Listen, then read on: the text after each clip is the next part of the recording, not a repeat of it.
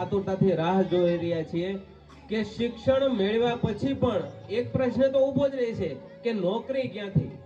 શિક્ષણ મેળવીએ એટલી બધી આપણે ગ્રેજ્યુએટ થઈએ પણ નોકરી તો નથી મળતી, તો એની માટે શું? તો એની માટે આપણે જોઈએ એવા સફળ વ્યક્તિને, Jilubhai ભૂકણને, director Bhavnagar district bank વાળાને, તો આપણે એને સાંભળવા છે કે સફળ વ્યક્તિ કેમ બનાય. આવો જીલુભાઈ, તમને સાંભળવા માટે અમે ખૂબ ઉત્સુક છીએ અને અમે બધા ભણ્યા તો છીએ પણ તમારી જેમ ગણ્યા નથી.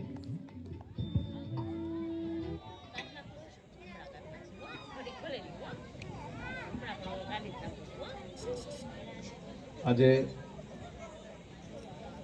৭૦માં ગણતંત્રના દિવસે બામણીયા પ્રાથમિક શાળામાં ઉપસ્થિત આપણા સક્રિય ધારાસભ્ય અને ધારાસભ્ય એવા શિવાભાઈ ગોહિલ.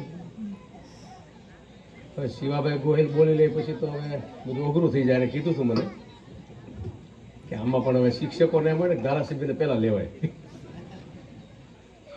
ધારાસભ્યને છેલ્લે રાખો ને તો અમારી પાસે કંઈક વધે. એવા માર્કેટિંગ યાર્ડના ચેરમેન એવા ગભરુભાઈ કામળિયા, તેમજ મારા નગરપાલિકાના ચેરમેન એવા ચાંદનીબેન મહેતા, તેમજ ભરતભાઈ બામણીયા, અને અમારા મવાને આખા હલબલાવી નાખે રાતે ડીજે બંધ કરાવે એવા ધ્રુવીબેન મહેતા,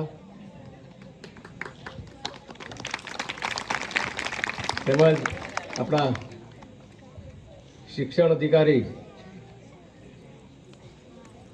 એમાં કવાડભાઈ, મહેશભાઈ કવાડ, આપણા બામણીયાના સરપંચ પ્રવીણભાઈ સિસારા, તેમજ જસમતભાઈ, તેમજ અહીંયા બામણીયા ગામનો શિક્ષણ સ્ટાફ કિરીટભાઈથી માંડી અને તમામ શિક્ષકગણ, પાછળ બેઠેલા તમામ મોટા વડીલો,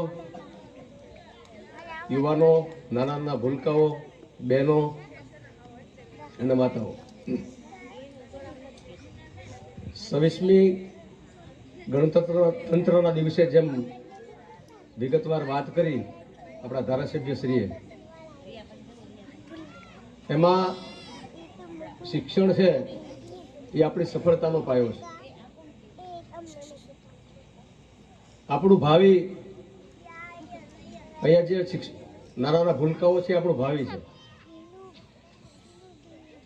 બામણીયા ગામની અંદર ખૂબ જ ક્રાંતિકારી વિચાર ધરાવતા અત્યારના નવયુવાનો કે જે સાંસ્કૃતિક કાર્યક્રમની અંદર તમામ રાજકીય આગેવાનોને બોલાવ્યા, ખૂબ સારી વાત છે.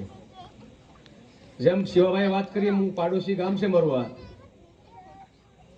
શિવાભાઈ, આજે અમને ચારદીકાથી બામણીયાનો એક રસ્તો અને દુધાળાથી બામણીયા બે નોટ કરી લો છે અમારા. ખાસ કરીને આજ તો તમને મળવા આવ્યા ને જણવા બેહાડવાના. આ જે રસ્તા ઘણા સમયથી મંજૂર થઈ ગયા છે, પેલું થઈ ગયું છે, કદાચ અમારું ત્યાં સુધી જોબ નંબર પણ નહીં પડ્યો હોય અને અમારો તો ત્યાં જોબ નંબર પડી ગયો છે ચારદીકાવાળા રસ્તામાં, ખીજડેથી ચારદીકાનો. અને આ રસ્તો બહુ જૂનો પુરાતન રસ્તો છે અને અહીંયા સ્કૂલે આવવામાં વિદ્યાર્થીઓને પણ ઘણી બધી તકલીફ પડે છે.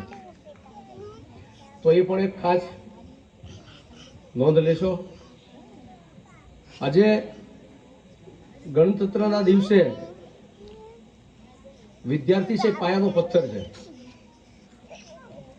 આગળ જતા એના કિસ્મત કેવા નીવડે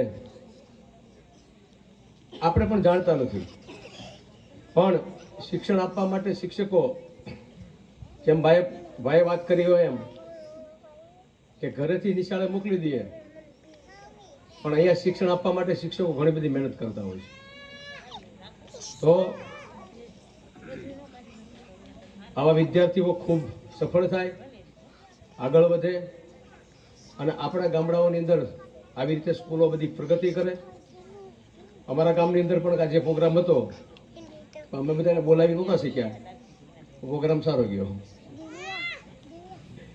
એટલે મંચસ્થ મહાનુભાવોને